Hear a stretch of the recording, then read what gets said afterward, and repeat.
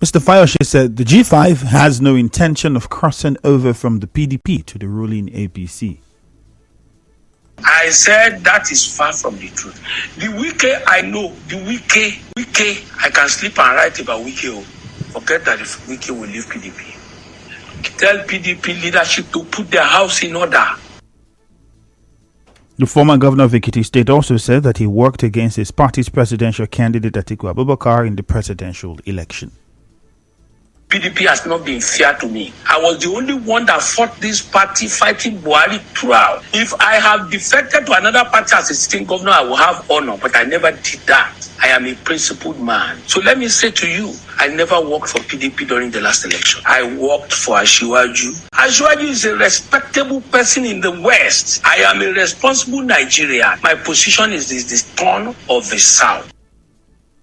In another development, President Bola Tinubu has emerged as the new chairman of ECOWAS. President Tinubu's emergence was announced at the 63rd Ordinary Session of the Authority of Heads of State and Government of ECOWAS. He succeeds President Umaru Embalo of Guinea-Bissau as ECOWAS chairman. Now to security matters. The Department of State Services, DSS, says its operatives did not raid the offices of the Independent Corrupt Practices and Other Related Offences Commission, ICPC, and Code of Conduct Bureau, CCB. In a statement on Sunday, DSS spokesman Peter Afunaya also said viral reports that the service snooped on judges on the Presidential Election Petition Tribunal's force. The DSS said the allegations lack factual basis or credibility and were figments of the creators' imaginations. The spokesperson of the Rivers State Police Command, SP Grace Iringekoko, says police have raided and destroyed the camp of a criminal gang leader, General Worldwide, at Udebu community in Auda East local government area of Rivers State. SP Iringekoko said some exhibits were recovered from the camp. Some of the items recovered include motorcycle, generator, ammunition, one locally fabricated pistol, and military uniforms. It was gathered that the gang leader, General Worldwide, escaped due to the topography of the area.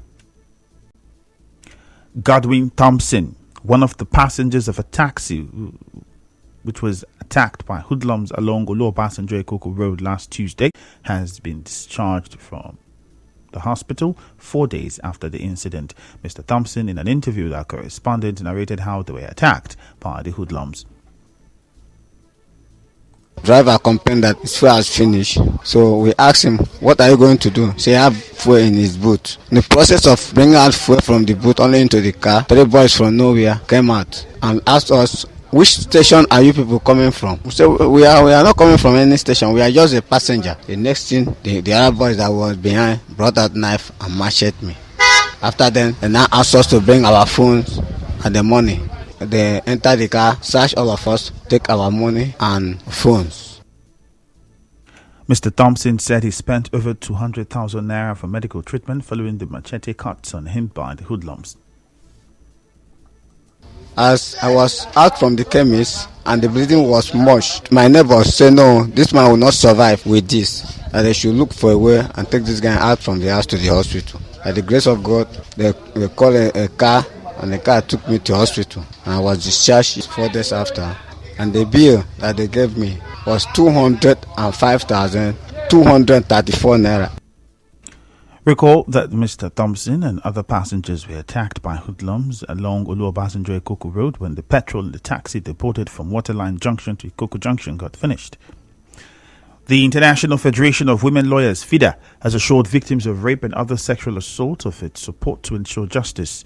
Chairperson of FIDA in Rivers State, Adata Bio-Briggs, in an interview with correspondent Emeka Otuka, was reacting to the rape of a 13-year-old girl in Dio, Port Harcourt, and a report that a pastor impregnated a 15-year-old girl in Indele community, Emoha local government area. She urged parents and guardians not to bow to pressure of financial inducement while seeking justice for families of victims of rape and sexual abuse. They shouldn't allow anybody pressurize them. It doesn't take money to actually prosecute a matter. They're not the one prosecute. So there's no need going to settle, and they can't settle. They come against the state. The family court not only just does the criminal, we want compensation to the victims. So you can't settle the crime. We will follow up the matter when the court rules, and we follow up. If the matter gets to the family court, we are there. We have our residents, civil officers there that will ensure that they follow up the matter to the very end. Mrs. Bill Briggs also said that ensuring that perpetrators are punished will serve as deterrent to others who want to commit the same crime. They should know that every crime has a corresponding punishment, and every perpetrator will be brought to book. The punishment for defilement is life imprisonment. You should know that, and this should serve as a warning to others. Know that when you do this, you might end up in prison for life. Still to come, court orders federal government to account for recovered Abacha loot. Stay tuned.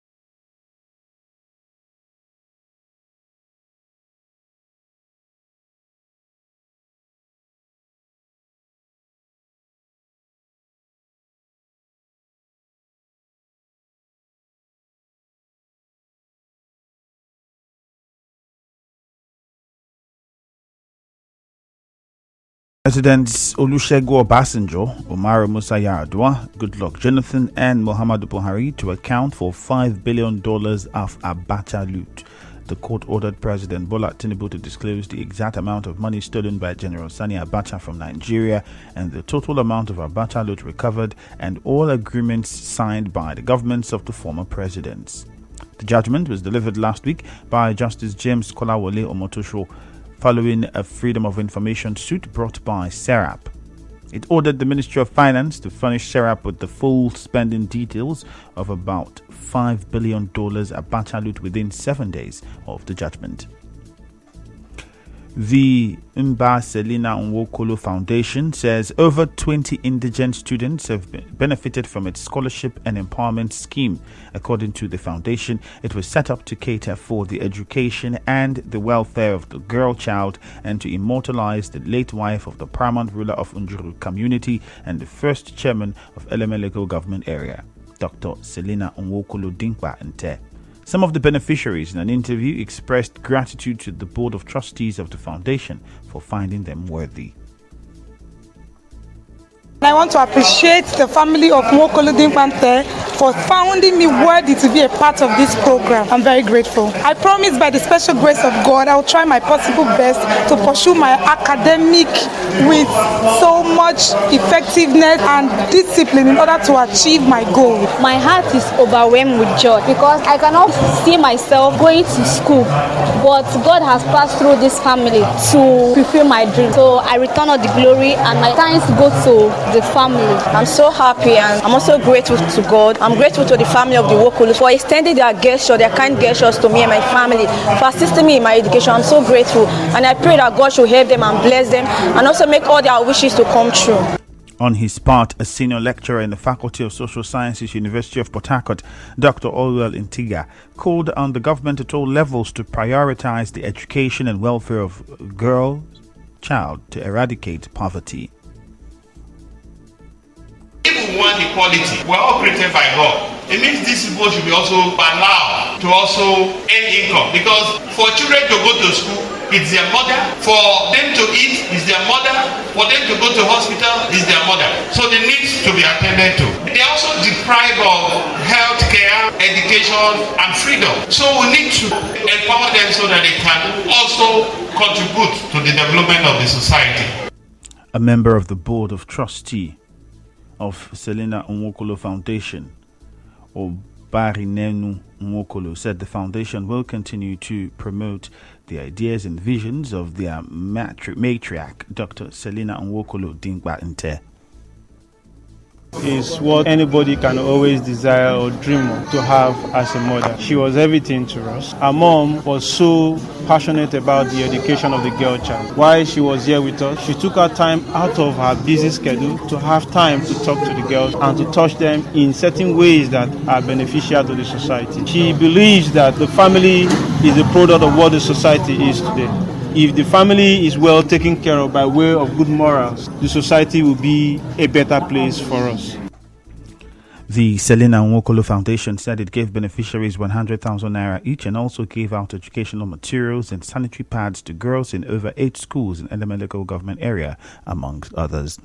We go on a short commercial now. The news continues afterwards. Stay tuned.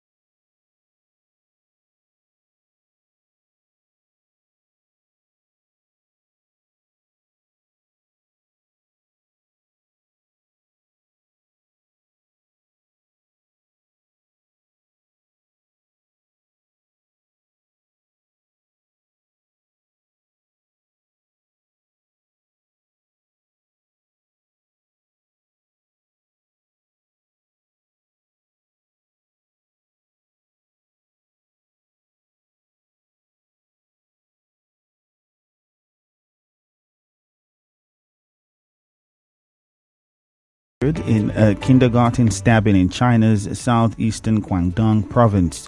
Police said they have arrested a 25-year-old man with the surname Wu. The victims include a teacher, 2 parents, and 3 students. The attack happened early this morning. Police have called this a case of intentional assault.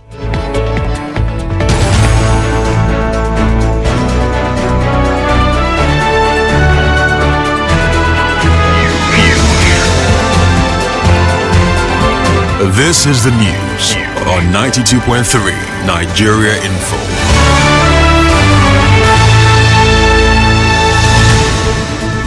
On the news this morning, you heard residents have applauded the planned transport palliative by River State government. Former Ekiti State Governor Fayose says PDP's G5 should be appreciated by President Tinubu. A high court has ordered the federal government to account for $5 billion recovered at Bacha loot. Police have raided and destroyed the camp of a gang leader in Aoda East local government area. On the foreign scene, 6 people have been killed and 1 injured in a kindergarten stabbing in China's southeastern Guangdong province. The news was edited by Martha Okere Nkem.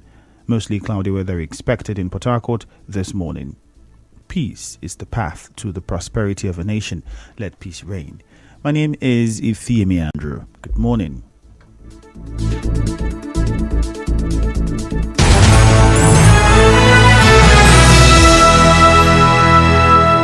Nigeria Info, the hub for information, current affairs,